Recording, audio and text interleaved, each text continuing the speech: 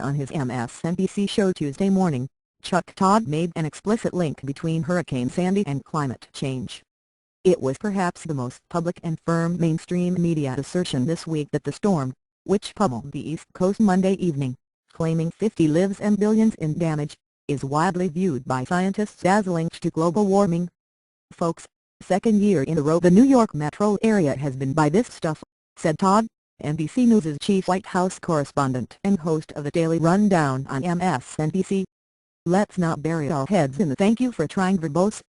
This recording will go away once the product has been purchased.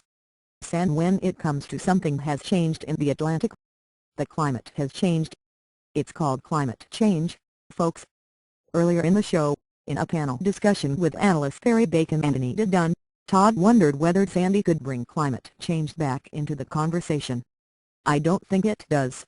It's very late politically," Bacon responded, adding that we as a press have not covered this huge issue in the way we should have.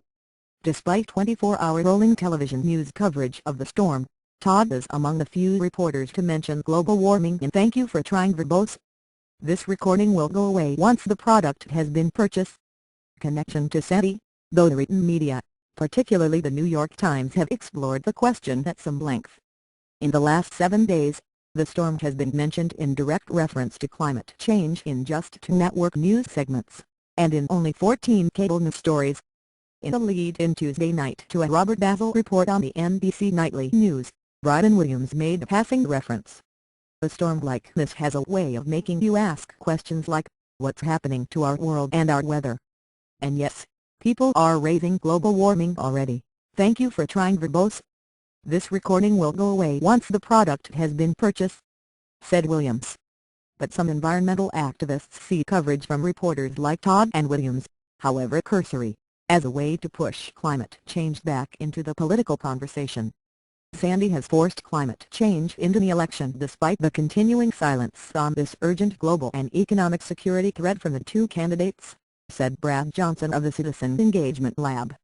Johnson, pointing to the nightly news segment and other climate change reports by Chris Hayes and Rachel Maddow, said NBC's storm coverage has stood head and shoulders above the rest of the networks. "Kaylee, thank you for trying verbose. This recording will go away once the product has been purchased." Krieger, who worked for 6 years as an environmental advisor and communications director for Vice President Al Gore, added that Sandy has presented the opportunity for the mainstream science to be discussed. "There was a time, not long ago, when discussion of scientific facts of climate change was not a surprise, even by news anchors," said Krieger. "Perhaps what's happening is the righting of the ship, so to speak."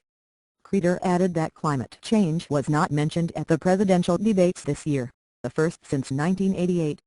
"Without a doubt, climate change is missing from the thank you for trying verbose. This recording will go away once the product has been purchased conversation," Krieger said. Bill McKibben, author and environmentalist, suggested that if Sandy hadn't run straight through the political media to epicenters, New York City and Washington, D.C., climate change wouldn't be getting the same attention.